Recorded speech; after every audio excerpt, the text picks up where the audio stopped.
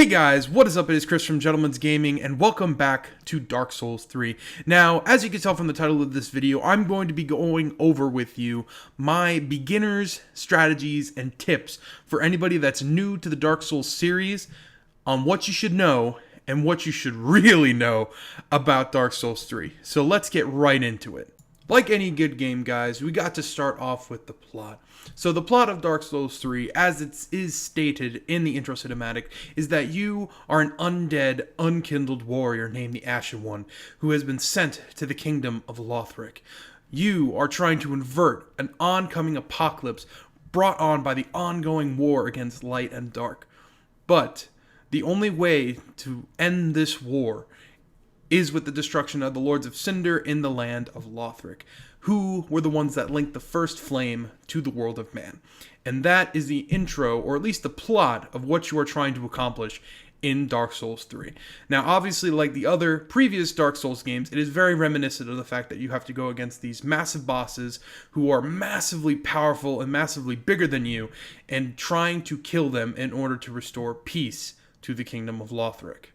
Now, the first step in Dark Souls 1 is creating your character. You have full customization in terms of what your character can look like, what you want to name your character, and what build you're going to be striving for in this game.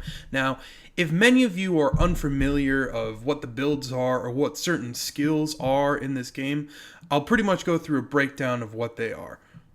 Okay, so these are the skills that are going to be in Dark Souls 3 when you are going to be looking at your character. You have Vigor, Attunement, Endurance, Vitality, Strength, Dexterity, Intelligence, Faith, and Luck.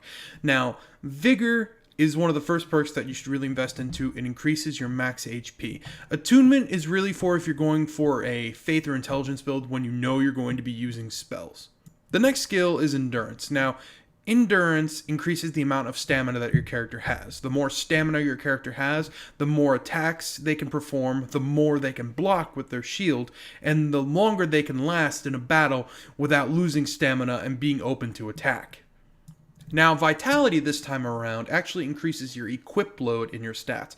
What equip load means is that it allows you to equip more heavier weapons, more heavier armor, which means you can get better defense, without losing your momentum and your movement speed. It pretty much means that it allows you to move quicker with a lot more heavier weapons and armor. Now, this time around, Strength and Dexterity are actually pretty similar. They both do very well in increasing the amount of attack power you have. The only difference is between the fact that Dexterity doesn't actually increase your left-hand weapon damage, and Strength does. Other than that, they actually increase the exact same stats, given depending on whether or not they increase them by certain amounts. That's all up to what skill you actually put them into. Now, the last three skills I don't necessarily use because I don't really like using Faith Intelligence builds. Faith and Intelligence builds are pretty much spell builds. It means they allow you to use more complicated and more harder to find spells that require a higher Faith and Intelligence, which means a higher Faith of Intelligence means that they cast and cause a lot more damage. And then the last skill, Luck, is pretty much just used for item discovery, meaning the higher item discovery, it means you find more items in game, and those items can be of higher rarity if you had similarly less luck on your character. Now that you've fully customized your character, you can now start your journey in Lothric, but it's going to be dangerous out there. There are going to be a lot of enemies, some of which are going to be a lot more powerful than you and a lot bigger than you, and by a lot bigger, I mean a lot bigger than you, so you got to know how to use your equipment. The tutorial area shows you how to utilize your weapons to their full capability. R1 and R2 on PS4 are light attack and heavy attack. If your character is using a shield, don't forget to use that shield button, which is L1. It'll block most of the damage that you will take in the game, and is pretty much like your enemy's punching doll for the majority of the game. Use your shield as much as you possibly can. Most importantly, you have to heal in the game. When enemies hurt you or you accidentally misstep and an enemy wails on you, you gotta heal because you're not near any bonfires while you're playing the game. Use your Estus Flask. Now, depending on which build you actually choose determines the amount of Estus you get. Since I chose Warrior in my first playthrough, if you saw my last video, that means I only get 3 Estus, which means I can only use my Estus Flask 3 times to heal. So don't forget to check on how much Estus you can use before going into an area, because Fighting without Estus and proper healing items leaves you at a serious disadvantage when you're going through certain areas, especially a lot harder areas as opposed to the starting area that you start off with. Another absolutely essential part of Dark Souls 3, and at least all Souls series games, is these places right here, called bonfires. Now, what bonfires pretty much are there, at least in previous games, spawn points that allows you to travel around from place to place throughout your journey. They also allow you to fully heal yourself, refill your Estus, and you can actually burn certain items at the bonfire to either increase the enemy density or enemy difficulty in certain areas, or you can actually burn items to increase the strength of your Estus flask. Nonetheless, these places are extremely important in your journey through Lothric. Now that you have completed the tutorial area, you are ready to face your first boss. Now, unlike the first bosses in a lot of other games, this guy is reasonably challengeable. He has very common stamina breaking attacks. He has incredible slashing attacks that can absolutely decimate you. So my recommendation for this first boss is at least try to stay close to him, using your roll to try to roll out of the way of his attacks, and then once he's either done 2 or 3 attacks, going in for two or three quick jabs, and then going back and doing the exact same thing again. The main strategy of Dark Souls 3, or at least even the rules of Dark Souls 3, is that each enemy has a pattern.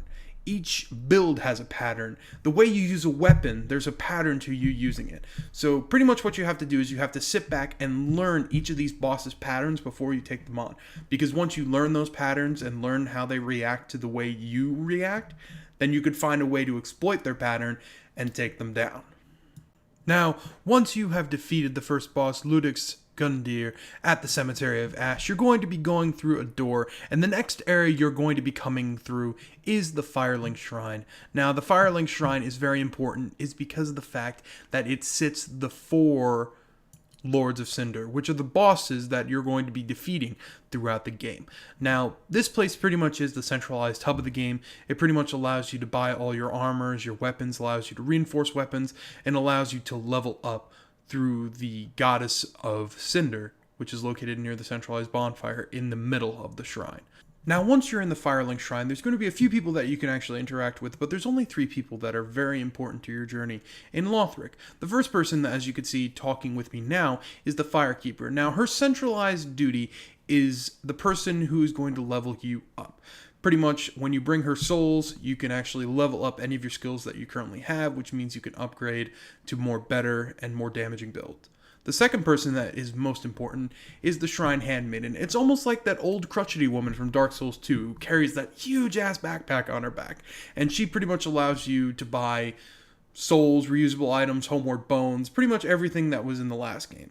And then the last person that you're going to have to worry about is Andre the Blacksmith. He's the person that is going to be able to reinforce your weapons, infuse your weapons with certain abilities, and make armor. Well guys, now that you are armed with the knowledge that you've gotten from this video, you guys can go out into the world of Lothric and get you guys some souls, because, as one person said, it is always about souls, and considering the game is named Dark Souls, it's a very fucking important part of the game. So, I hope you guys enjoyed this video. This video took a little bit longer to make than the rest of the video, so don't forget to leave that like button if you enjoyed. Considering Dark Souls, I feel, as a series is a little bit underrated, considering many people write it off as being too hard, or they just don't have the time and energy to get into it. I feel that more people should really, invest that time and get into it, because a lot of these games, Dark Souls 1, Dark Souls 2, and Bloodborne, are extremely amazingly made games, and I feel that they're incredibly underrated. So, I hope you guys have enjoyed this video. Don't forget to leave a like and comment if you enjoyed, and as always, I will see you guys in the next one.